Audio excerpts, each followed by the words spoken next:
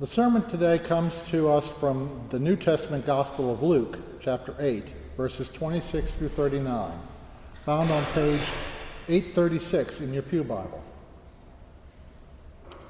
Then Jesus and his disciples arrived at the region of the Gerasenes, which is opposite Galilee. And as Jesus stepped out on shore, a man from the city who had demons met him. For a long time he had not worn any clothes, and he did not live in a house, but in the tombs. When he saw Jesus, he cried out and fell down before him, shouting, "What have you to do with me, Jesus, Son of the Most High God? I beg you, do not torment me." For Jesus had commanded the unclean spirit to come out of the man. For many times it had seized him. He was kept under guard and bound with chains and shackles, but he would break the bonds and be driven by the demon into the wilds. Jesus then asked him, "What is your name?" He said, "Legion," for many demons had entered him. They begged him not to order them to go back into the abyss. Now there on the hillside a large herd of swine was feeding, and the demons begged Jesus to let them enter these. So he gave them permission. Then the demons came out of the man and entered the swine, and the herd stampeded down the steep bank into the lake and was drowned. When the swineherd saw what had happened, they ran off and told it in the city and in the country. The people came out to see what had happened, and when they came to Jesus, they found the man for whom the demons had gone, sitting at the feet of Jesus, clothed and in his right mind, and they became frightened. Those who had seen it told them how the one who had been possessed by demons had been healed.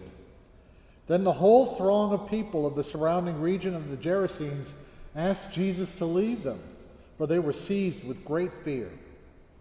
So he got in his boat and returned. The man from whom the demons had gone out begged that he might be with him, but Jesus sent him away, saying, "Return to your home and declare how much God has done for you." So he went away, proclaiming throughout the city how much Jesus had done for him. The word of the Lord. Thank you, God.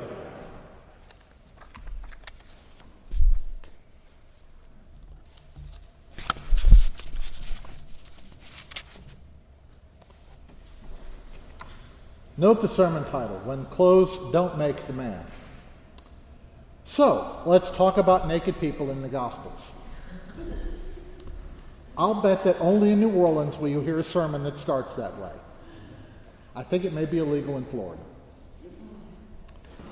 All the nude folks I found in Matthew, Mark, Luke, and John are men. No women that I discovered. But many of their stories are kind of underwhelming.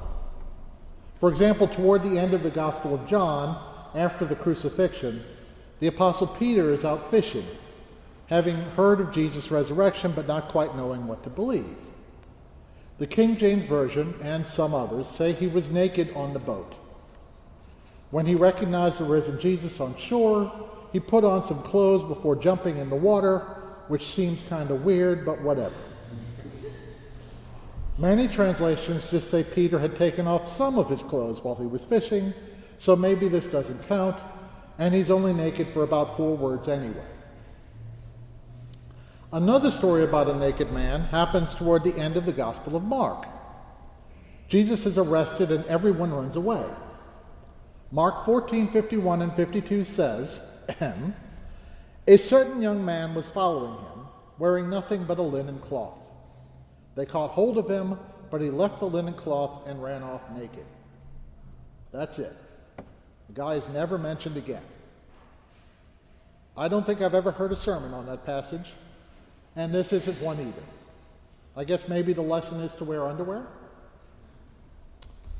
Anyway, let's go to a third guy, naked guy in the Gospels. He shows up in the passage we just read. You know, almost everyone who preaches or teaches on that passage from Luke focuses on the demons or the demon-possessed suicidal pigs. And I understand, because from how often do you get to say the words demon-possessed suicidal pigs in church yet? But for today, let's not focus on demons or pigs.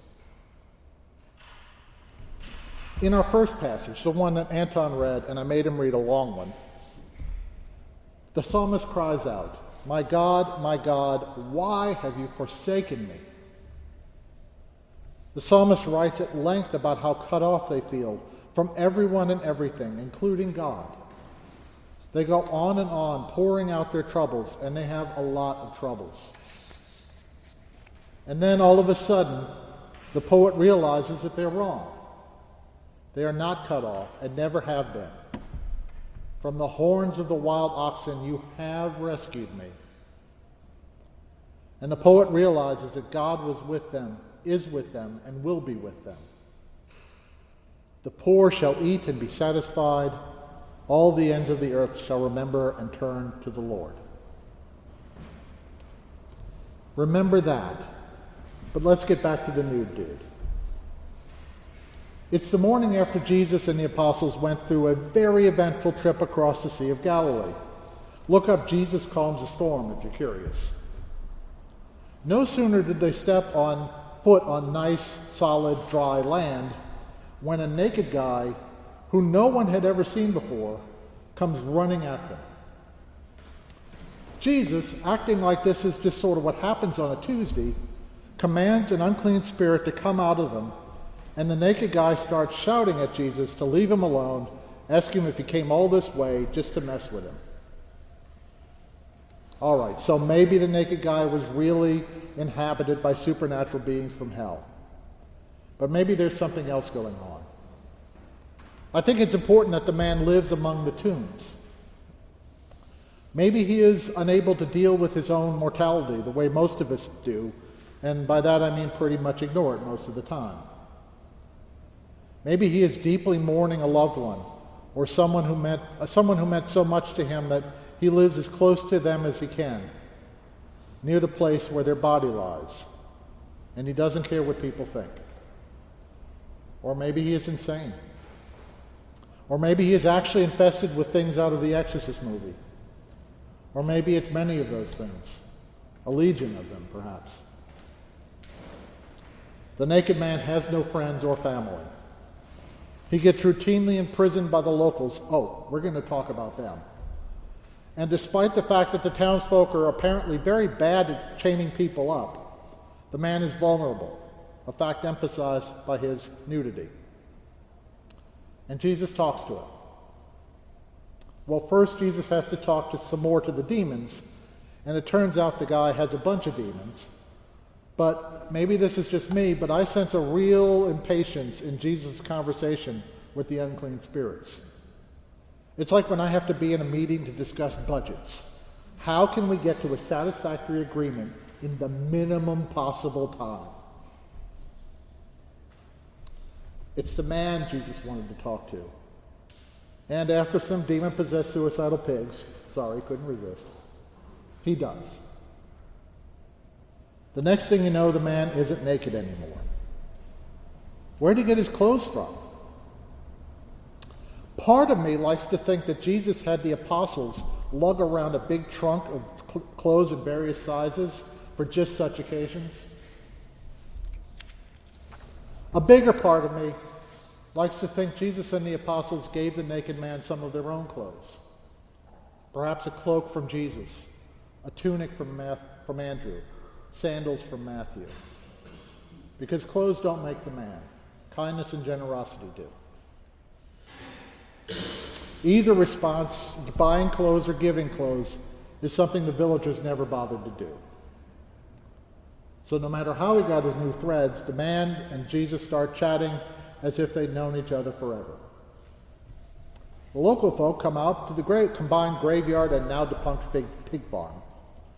Oh, the local folk. What a piece of work they are.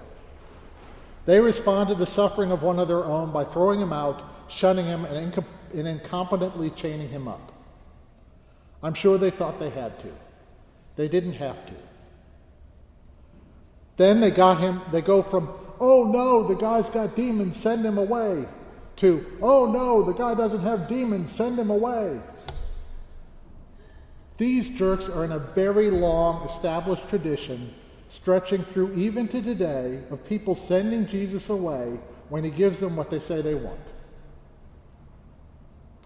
Anyway, the formerly naked guy begs Jesus, begs him to go along with him and get away from this bizarre little town and these awful little people. But Jesus has one more gift for him, and it's a big one.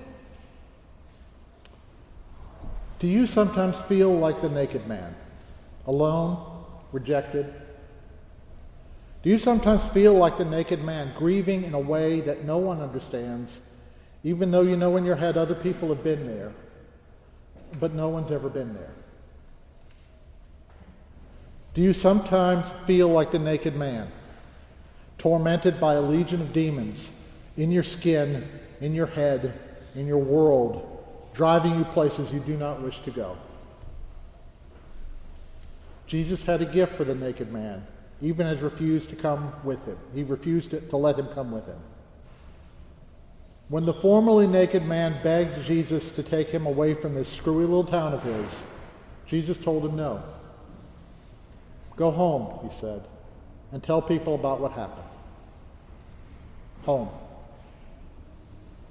Jesus told the man who lived in a grave when he wasn't being tied up and guarded that he had a home. That there were people who'd listen to him and understand because God would draw them to him. God valued him even if no one else did. And this is what God offers all of us as we feel like the naked man, alone, tormented, grieving. Home.